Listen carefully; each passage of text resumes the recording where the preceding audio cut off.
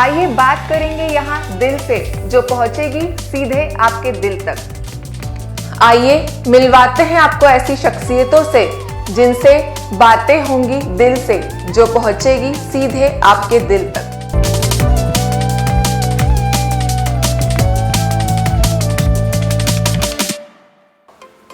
नमस्कार, MP news के खास शो शख्सियत दिल से में आपका दिल से स्वागत है। मैं हूं सुमेधा और आज हम आपको जिस शख्सियत से मिलवाने जा रहे हैं वो बहुत ही हरफन मौला और मस्त मौला है, जिनका नाम है डॉक्टर राजेश अग्रवाल। ये पेशे से तो डॉक्टर हैं, लेकिन इनकी शख्सियत में कई सारी खूबियां हैं जो इन्हें आम से खास बनाती है, अलग बनाती है। डॉक्टर साहब, आपका बहुत बहुत स्वागत है हमारे इस खास शो में। दिल से धन्यवाद। जी बिल्कुल। मैं आपको बता दूं, डॉक्टर साहब एमडी हैं, इंदौर के नामचीन डॉक्टरों में इनका नाम शामिल है। ये मोटापा और डायबिटीज जैसे जो इस समय के गंभीर रोग हैं उन पर काम करते हैं, उनके विशेषज्ञ हैं। तो पहले हम जो इनके व्यक्तिगत जीवन पर पहुंचने से पहले हम थोड़ा सा जो ये गंभीर समस्याएं हैं इनके बारे में बात करेंगे कि इस समय आपको क्या सीन नजर आता है। आप दिन भर डायबिटीज, मोटापा और हार्मोन से रिलेटेड जो केसेस हैं, जो मरीजों के केस डील करते हैं, तो इस समय आपको क्या लगता है और आप क्या बताना चाहेंगे हमारे दर्शकों को? देखिए, डायबिटीज और मोटापा बहुत तेजी से बढ़ रहा है हमारे देश में और युवा वर्ग और बच्चे इसका बहुत तेजी से शिकार हो रहे हैं और ज़्यादा शिकार हो रहे हैं और कम उम्र में शिकार हो रहे हैं। ये एक गंभीर समस्या है और उसके वजह से लंबे समय तक उनका हेल्थ एक्सपेंडिचर बढ़ता है और उनके कॉम्प्लिकेशंस बढ़ते हैं। जी जी, जिस उम्र में बच्चों की पढ़ाई लिखाई का समय है, उनका फ्यूचर बनाने का समय है, उस उम्र में बच्चे ऐसी गंभीर बीमारियों से अगर घिर जाते हैं तो वो कई तरह की उनको सामाजिक परेशानियों से भी गुजरना पड़ता होगा, वो उनके माता पिता। बिल्कुल सही बात है। और बेसिकली बच्चे को डायबिटीज़ हुई तो भी माता पिता को खर्च उठाना है, उनको परिवार में किसी को डायबिटीज़ है तो भी उनको खर्च उठाना है, और यदि कोई युवा है जो प्रोडक्टिव है, जो काम कर रहा है और उसको डायबिटीज़ है तो उसका भी खर्च होता है, उसकी प्रोडक्टिविटी पे भी फ़र्क पड़ता है। तो ये ना सिर्फ फैमिलियल बल्कि सोशल और नेशनल लॉस भी है। जी जी, आप इलाज के साथ साथ आप बहुत सामाजिक और मानसिक संबल देने की भी मरीजों को कोशिश करते हैं, क्योंकि आपका जो एक नेचर है वो सिर्फ एक डॉक्टर तक सीमित नहीं कि सिर्फ दवाई दे दी और बस अपना काम खत्म हो गया। आप बहुत उनको मतलब मानवता के नाते भी आप बहुत सारी बातें सिखाते हैं, समझाते हैं। जी, उनको मैं सिखाता हूँ कि आप अपना नियमित रूप से इलाज करें, और मैं उनको सिर्फ एक ही बात कहता हूँ कि आपका इस दुनिया में सबसे अच्छा दोस्त यदि कोई है तो वो आपका शरीर है और उसकी केयर आपने सबसे ज़्यादा करना चाहिए। लोग दूसरी चीज़ों पे ज़्यादा खर्च करते हैं, शरीर पे कम। बीमारी आ गई है तो अब उसे झेलना है, तो अब उसकी सबसे ज़्यादा केयर करेंगे तो आप अपने शरीर, क्योंकि अंत तक आपका शरीर ही आपका साथ निभाएगा। कोई भी रिलेशन या आपका पैसा आपका काम नहीं आता जब तक आपका शरीर साथ नहीं देगा। तो उनको ये समझाना। दूसरा, जैसे आपने कहा कि मानवता के नाते मैं बहुत कोशिश करता हूँ कि मैं उससे पूछता हूँ कि वेदर यू कैन अफोर्ड और नॉट। आप दवाइयाँ ऐसे महंगी जब मुझे कुछ लगता है तो अफोर्ड कर पाएंगे या नहीं। अगर नहीं कर पाते तो रास्ते बहुत होते हैं, हम कोशिश करते हैं कि उनका कम से कम खर्च में इलाज कर सकें। कई बार नाराज भी होते हैं, लोगों को लगता भी है कि बहुत चिड़चिड़ा डॉक्टर है, पर उसकी वजह ये होती है कि वो इतना इरिटेट कर देते हैं तो हम लोग भी कई बार अपना पेशेंस खो देते हैं। आफ्टर ऑल हम लोग भी इंसान हैं। बिल्कुल। जहाँ मानवता की बात आई है तो मुझे याद आ रहा है कि आप रक्तदान करने पर आप बहुत विश्वास करते हैं और आप 100 से ज्यादा बार अब तक रक्तदान कर चुके हैं। जी। तो इसके पीछे क्या मतलब पहले से आप में एक ये जुनून था या आपको लगता था कि नहीं हमें लोगों के लिए कुछ करना है?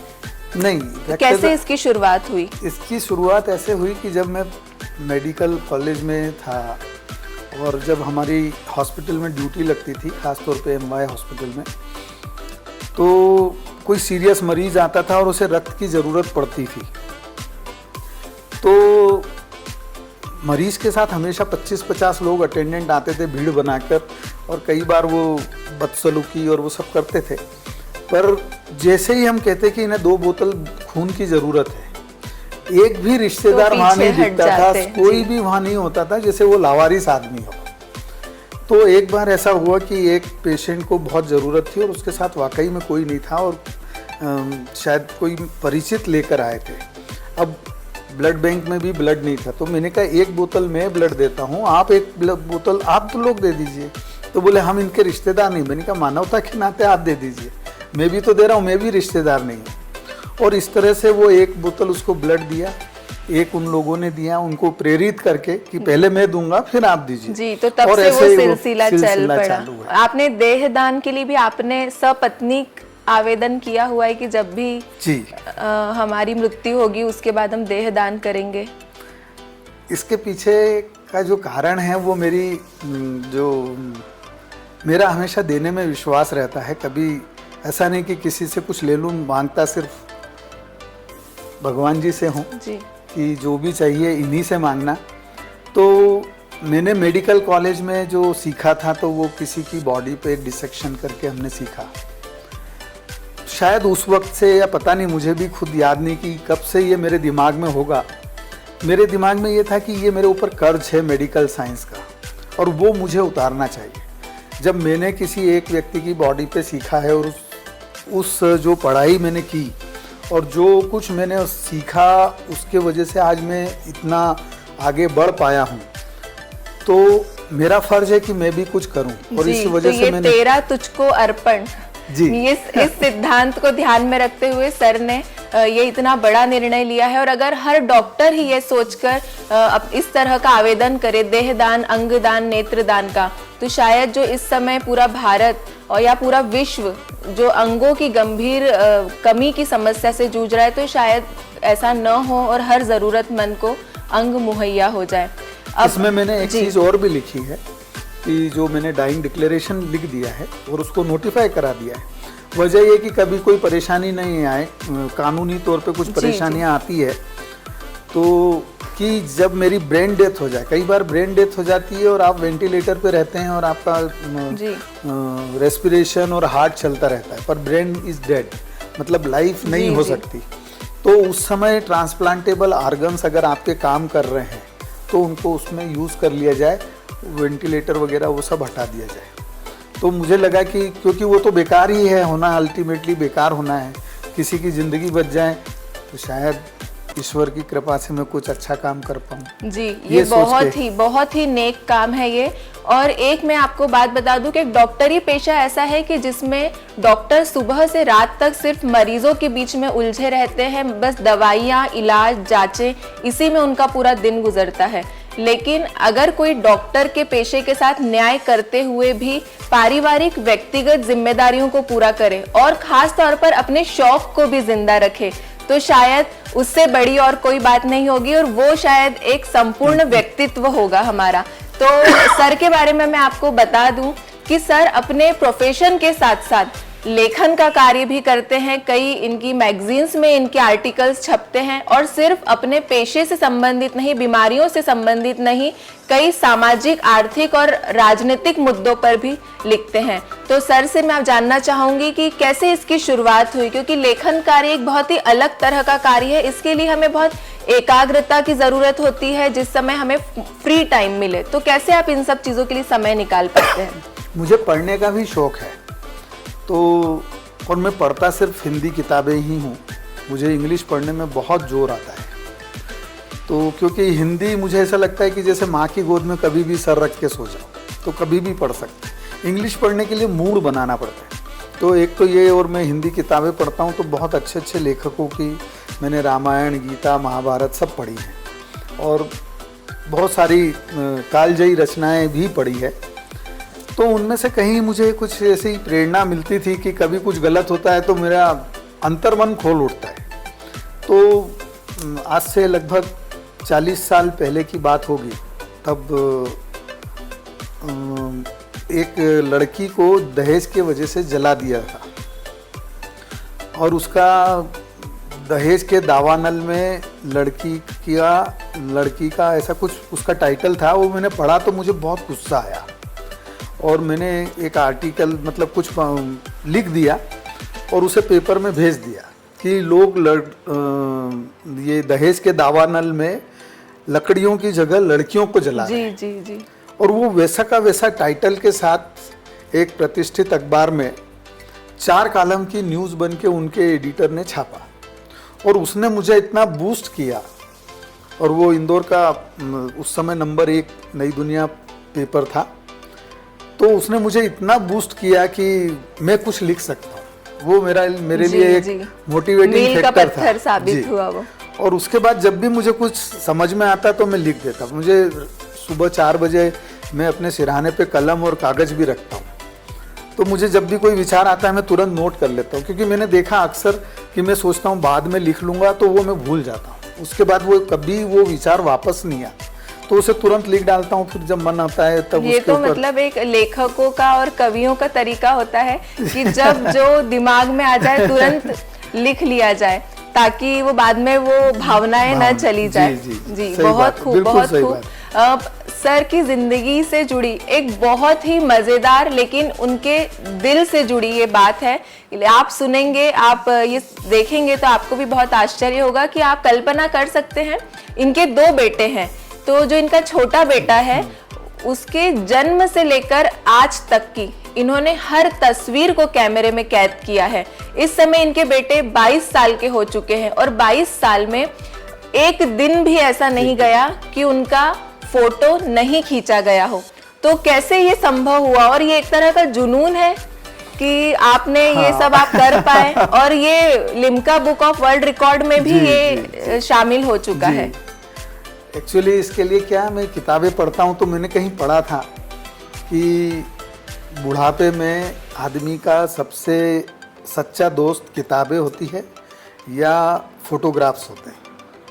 जो पुरानी आपकी स्मृतियाँ होती है वही आपको सबसे ज़्यादा खुशियाँ देती है, क्योंकि बच्चे हैं तो वो सब अपने काम में लग जाते हैं। तो जब मेरा बड़ा बेटा हुआ था तो मैं उसकी हर एक्टिविटी को उसका फ़ोटो लेता था। जैसे कब उसने घुटने चलना सीखा, कब उसने धोती पहनी, कब उसने स्कूल जाना है, कभी उसका दांत टूटा, या कभी उसने कोई नया भेष बनाया, कुछ नाटक कर रहा है तो उसमें, तो वैसे उसके सारे रिकॉर्ड थे। फिर जब ये दूसरा बेटा हुआ तो मुझे लगा कि इसका हर दिन अपन एक फ़ोटो लें। उस समय रिकॉर्ड का कुछ नहीं था, कि दिमाग में ये नहीं था कि रिकॉर्ड बन जी। जाए। और उस समय तो रोल वाले कैमरे कैमरे होते थे। बड़ी विचित्र स्थिति होती थी। रोल खत्म हो जाता था तो आधी रात को मतलब जब तक दुकानें खुली रहती थी कोशिश करके रोल ला के रखना है, और कॉपी पे लिख के रखते थे, क्योंकि डेट वेट, इतने महंगे कैमरे भी नहीं थे मेरे पास। डेट लिख के रखते थे कि उस दिन उसने ये कपड़ा पहना था, फिर दूसरे दिन ये कपड़ा पहना था, और वो मंदिर में गए थे उस दिन ये तारीख थी, ऐसे मतलब। और उसके बाद उसके ऊपर जब उसको डेवलप कराते थे फिर उसके ऊपर स्टिकर चिपकाते थे, तो उसमें कई ब्लर्ड फोटो आ जाते थे। तो पर जैसे आ गए। तो कैसा अब आपका बेटा ये सब देखकर कैसे महसूस करता है? और अब तो मोबाइल का जमाना है तो अब वो खुद ही क्लिक कर लेते होंगे अपना? क्योंकि अब वो बाहर भी रहता है तो उसको ये सब चीज़ सिखा दी मैंने। पहले बीच में वो कई बार नाराज़ भी हुआ, क्या दिन भर आप फ़ोटो खींचते रहते हो, मुझे अभी फ़ोटो नहीं खिंचाना। फिर मैंने एक दिन उस दिन उसकी बात मान ली कि उस समय पर, और थोड़ी देर के बाद मैंने कहा कि तुम 2 घंटा मेरे पास बैठो, और मैंने उसको बताया कि तुम्हारे पास क्या है। तब तक ये लिम्का बुक वगैरह में सब नाम जा चुका था। मैंने कहा ये दौलत आज की तारीख में दुनिया के अरबपति खरबपति में से भी किसी के पास नहीं है। किसी भी व्यक्ति के पास कोई ये नहीं कह सकता कि मेरा जन्म का फोटो ये है जी। और ये रिकॉर्ड जब तक वो नहीं चाहेंगे रिकॉर्ड तोड़ भी नहीं सकता कोई। तब उसके समझ में आया, now he is continuing every day without non stop. और अभी हमने पावर पॉइंट उसका प्रेजेंटेशन बना रखा है, और उस प्रेजेंटेशन को हम अब कभी भी दिखा सकते हैं, एनी टाइम। अभी आप बोलेंगे तभी हम फ्रॉम डे 1, और वो सब हम। और ये एक पिता और बेटे के बीच में शायद ये बॉन्डिंग शायद ही हमें कहीं और देखने को मिलेगी। वाकई ये बहुत ही खूबसूरत और दिल को छूने वाली बात है। अब चलते चलते मैं सर से ये जानना चाहूंगी कि आप बहुत ही निम्न परिवार से थे, मध्यम वर्गीय परिवार से ताल्लुक रखते थे, राजस्थान के मूल रूप से रहने वाले थे, लेकिन डॉक्टर बनने के बाद आपको और एडवांस स्टडीज के लिए भी बाहर जाने का मौका आया था 2 या 3 साल के लिए। लेकिन उस समय आपने अपने परिवार के लिए ऐसा निर्णय लिया कि मैं नहीं जाऊंगा क्योंकि मेरे परिवार को मेरी ज़रूरत है। जी, मैं MD मेडिसिन मैंने किया इंदौर से। उसके बाद मुझे एंडोक्राइनोलॉजी यानी हार्मोन विज्ञान में PGI चंडीगढ़, जो कि एशिया का सबसे अच्छा इंस्टीट्यूट है, वहाँ पर मुझे एंडोक्राइनोलॉजी फेलोशिप मिली और वो 3 महीने की फेलोशिप मैंने वहाँ पर की। उस दौरान मैंने DM एंडोक्राइनोलॉजी के लिए एक एग्ज़ाम दी और मेरा सिलेक्शन हो गया और वो Sanjay Gandhi post graduate institute Lucknow में हुआ। उस समय मेरे ग्रैंडफादर, जिनके आशीर्वाद से आज मैं सब कुछ हूँ, वो जीवित थे और काफ़ी वृद्ध थे और उन्हें सांस की तकलीफ़ थी। तो वो जो 3 महीने मैंने चंडीगढ़ में बिताए थे, उस दौरान वो 2 से 3 बार एडमिट हो गए थे बीमारी के वजह। जब मेरा सिलेक्शन लखनऊ में हो गया तो मैंने कहा मैं 3 साल के लिए अब कोर्स करने जाऊंगा जी। तो उन्होंने बोला कि ज़रूरी है, तो मैंने कहा ज़रूरी, इससे बहुत तरक्की होगी। तो बोले बेटा तरक्की तो ठीक है, तरक्की होनी चाहिए तो तू जा, पर एक बात बता कि तेरे डॉक्टर होने का मेरे को क्या फ़ायदा, तू वहाँ रहेगा, मैं यहाँ जी, बीमार। बहुत बड़ी बात बोली उन्होंने जी। और हॉस्पिटल में जी, ये बहुत ही, ये वाकई बहुत भावुक करने वाला क्षण है। और मैं आपको बता दूं कि उस समय दादाजी की खातिर उनके इन शब्दों ने सर को रोक दिया था कि वो नहीं गए वहां पर, और उसी दौरान उनको कई बार एक डॉक्टर की जरूरत पड़ी, तो इन्होंने पोते के साथ साथ एक डॉक्टर का भी फर्ज निभाया। अब मैं सर से चलते चलते, ये बहुत ही भावुक कर देने वाला क्षण था, लेकिन सर की कुछ, अगर आप हमें, हमारे दर्शकों के लिए अगर आप कुछ गुनगुनाते हो तो अगर 2 लाइन गुनगुना देंगे तो हमें बहुत अच्छा लगेगा। आपकी एक ये भी खूबी हमारे दर्शकों के सामने आएगी। देखिए, मैं कोई ऐसा कोई गीत जो आपके दिल के बहुत करीब हो और आपको लगता हो कि ये हमेशा मेरे साथ है, ये कुछ गाने मुझे बहुत अच्छे लगते हैं पर मैं गाता नहीं हूँ, और मेरी आवाज़ तो कितनी बेसुरी है वो आप सुन ही रहे होंगे। बाथरूम में ज़रूर पहले बहुत गाता था, अब तो वो भी नहीं गाता। और मैं कुछ गाने अक्सर गुनगुनाता रहता हूँ और उसमें जी, अगर उसकी चंद लाइनें आप गाएंगे। एक मुझे बहुत अच्छा लगता है कि ये तो सच है कि भगवान है, धरती पे रूप माँ बाप का, विधाता की पहचान है। बिल्कुल, माता पिता का रूप विधाता की ही पहचान है, और अपने माता पिता को बहुत ज़्यादा मानते भी हैं। तो आज हमने आपको मिलवाया एक बहुत ही बेहतरीन और हरफन मौला शख्सियत डॉक्टर राजेश अग्रवाल से, और इनसे बात करके हमको बहुत मज़ा आया और बहुत सारी बातें भी हमें पता चली कि एक डॉक्टर होने के साथ साथ कैसे एक व्यक्ति बहुत सारी जिम्मेदारियां और अपने शौक को जिंदा रख सकता है। अगले एपिसोड में मिलेंगे किसी और ऐसी ही शख्सियत के साथ, तब तक के लिए नमस्कार। नमस्कार। MP की नब्ज, MP का हाल, मध्य प्रदेश की हर खबर MP न्यूज टीवी के साथ। लगातार खबरों के लिए सब्सक्राइब करें हमारा YouTube channel MP news TV. Latest updates के लिए बेल आइकन दबाना जरा भी न भूलें।